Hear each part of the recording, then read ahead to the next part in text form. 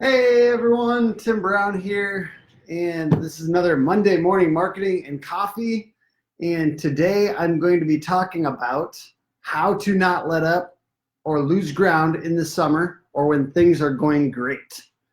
So I think that it's very easy for people to rest on their laurels in the summer, just to sit back and go, all right, I'm good to go. Everything's going good. I think the main reasons are that you're busy, right? You have enough work. Number two, why you may think letting up is a good idea, you feel good, right? You feel good. It's the summer. Pain is kind of an instigator to action sometimes. So if you don't have pain, sometimes for us in the north here, it's painful in the winter. So you're like, well, I need to change some things. I'm going to get my life together. Your New Year resolutions or whatever. Number three, other people around you are relaxing. And I honestly think that when other people around you are relaxing, this is, I guess, the competitor in me, that means it might be time to step up your effort. So I use that as kind of an indicator. When I see other people kind of relaxing, if I'm competitive, I'm going to step it up. There's a Dave Ramsey quote: live like no one else now so you can live and give like no one else later. I think that's really good. And I think that there's opportunity. I'm going to put that in the comments here on Facebook. There's opportunity for us to get better at what we're doing in the summer when other people are relaxing. Here are my ways to not let up or lose ground in the summer or just whenever things are going great.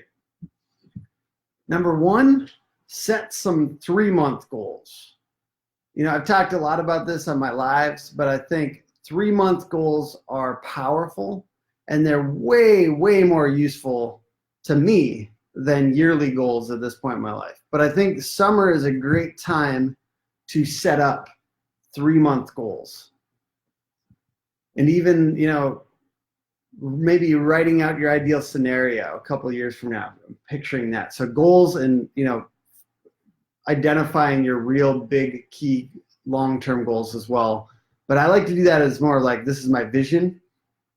Second, get accountability and in the calendar weekly.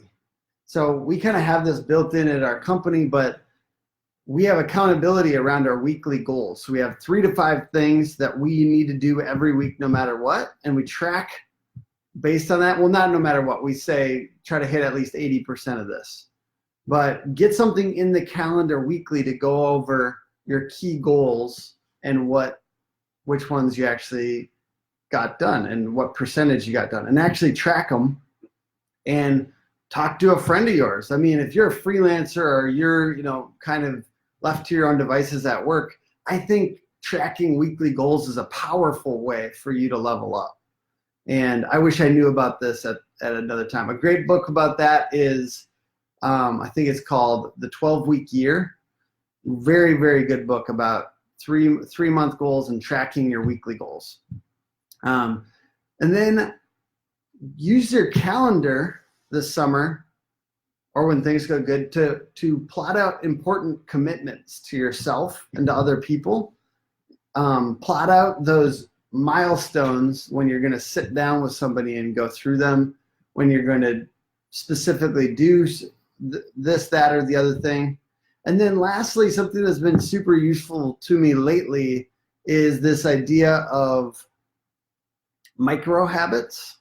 So micro habits just mean it's a book called Atomic Habits. Maybe I'll put that in the comments as well. If you're on Instagram, or facebook.com/Hook Agency to check out the comments on the video. And then micro habits are really just, you take the 2-minute version of your goal.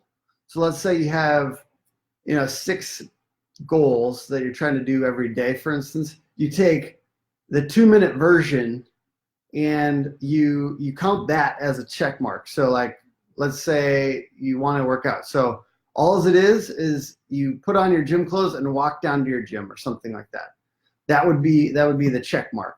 And like another thing I've used lately is just putting Post-it notes or brightly colored pieces of paper in the areas where I would do that goal, because I don't really, I often think of it as two different brains, right? I've got the smart brain that is on top of his stuff and is ready to set goals and is all these things. And then I have the dumb brain, which is like me when I'm tired and I don't feel like doing anything, or I'm just enjoying myself. You know what I mean? I feel good, and other people around me are relaxing and things like that. And lastly, I just want to say, I'm not really like a Nazi about this. I believe that taking time off is powerful and good. So sometimes you just need to take 2 days off. Sometimes you just need to really let yourself relax. And I found this weekend I really relaxed and I enjoyed myself very much. And I didn't even, my tendency is to create checklists for myself, even when I'm doing like fun stuff, which is probably a little messed up. But I resisted the urge to make a checklist for my day off,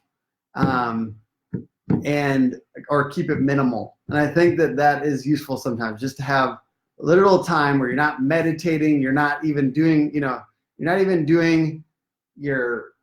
all of the normal stuff that you do when you relax, but you're literally just letting it be nothing. I think that that's really useful too sometimes. But my key things there for how to not let up or lose ground in the summer, or when things are going great, were set some 3-month goals, get accountability in the calendar weekly, use your calendar for important commitments where other people are invited, and then also micro habits. So counting the first 2 minutes of the thing. And that book that was really good, that was about that, is called Atomic Habits. So mentioned some books during this episode. I will throw those in the comments on Facebook. And I really appreciate you guys joining me. I know your time is valuable, and I really appreciate you guys taking your time out of the week to check out this video. I'm grateful that anyone pays attention to me for even a second, and I hope that this has been useful to you. Do a little bit more of what you love this week, and have a good one. All right, bye-bye.